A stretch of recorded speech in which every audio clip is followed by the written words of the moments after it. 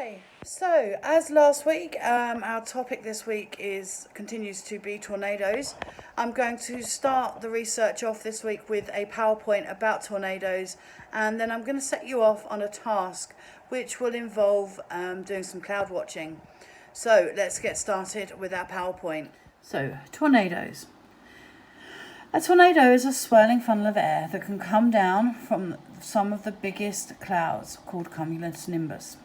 At the same time, there can be thunder and lightning. So I want you just to have a look at these pictures of tornadoes. Amazing, right? So, how do tornadoes form? Tornadoes form when warm air rises up from near the ground into the big cumulonimbus thunderstorm clouds. The winds high up near the top of the storm clouds start to rotate. That means they start to go round. The rotating air is then called a vortex.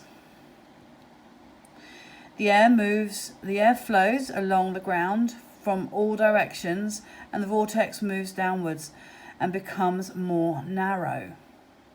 Funnel clouds form and develop into tornadoes.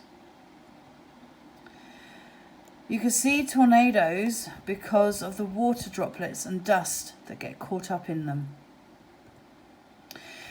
You can watch, if you Google or search on YouTube, you can find lots of videos of tornadoes forming as well. So, how do scientists collect data about tornadoes? Now, there have been lots and lots of films about about tornadoes. One of the most famous films about a tornado is The Wizard of Oz, and more recently the film Twister, which is all about scientists looking to study and learn more about tornadoes. So storm chasers are filmmakers and scientists who head into storms to film tornadoes as they form and collect data about what is happening. So, how do scientists compare tornadoes? So, this is how scientists compare tornadoes. The EF0 has a wind speed of 40 to 72 miles per hour. It doesn't do very much damage, so it does some damage to chimneys, branches break off trees, shallow-rooted trees are pushed over and signboards may become damaged. Doesn't do a huge amount of damage. And EF1 is 73 to 112 miles per hour, and it will do moderate damage. Surfaces of roads are blown off, mobile homes are pushed off foundations or overturned, and moving cars are pushed off the road. And EF2, which is 113 to 157 miles an hour, will do considerable damage. Roofs are torn off houses, mobile homes are demolished, large trees are snapped and uprooted, and light objects fly through the air. And EF3 is 158 to 206 miles per hour. It will do critical damage. So roofs and some walls are torn off, well-constructed houses, trains are overturned, most trees are uprooted, heavy cars are lifted into the air and thrown. And EF4 is 207 to 260 miles per hour, where severe damage will occur. Well-constructed houses will be demolished, structures with weak foundations are blown some distance, cars are thrown, and large objects fly through the air. And EF5, which is 261 to 318 miles per hour, will leave total destruction in its wake. Strong framed houses are lifted off their foundations and carried considerable distances. Large objects such as cars and trees fly through the air, and steel reinforced concrete structures are badly damaged. Okay. And that's how scientists compare tornadoes. So tornadoes around the world.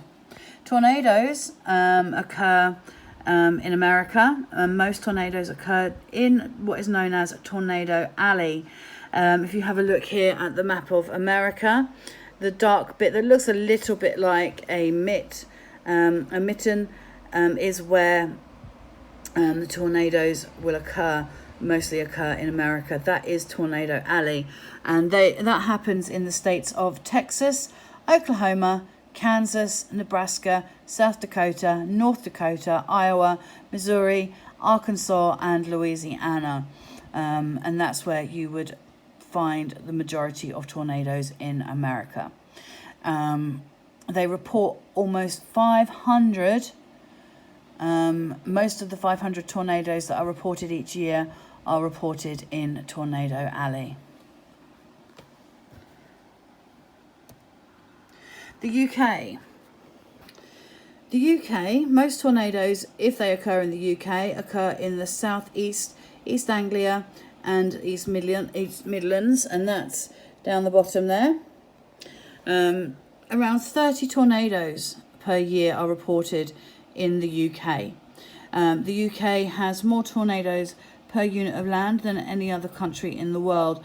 However, I think I'd like to add at this point, I've never seen a tornado in England. I've lived here all my life.